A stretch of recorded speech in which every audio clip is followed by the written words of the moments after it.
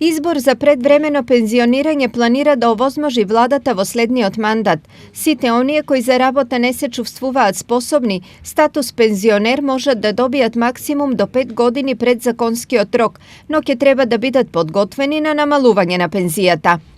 Истото ќе биде пропорционално со бројот на години за кој се скратува работниот стаж.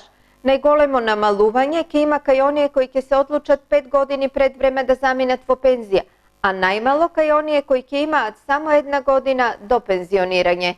Мерката стои во владината програма за работа од 2020 до 2024 година, но без точно прецизирани рокови кога истата ќе биде и законски овозможена.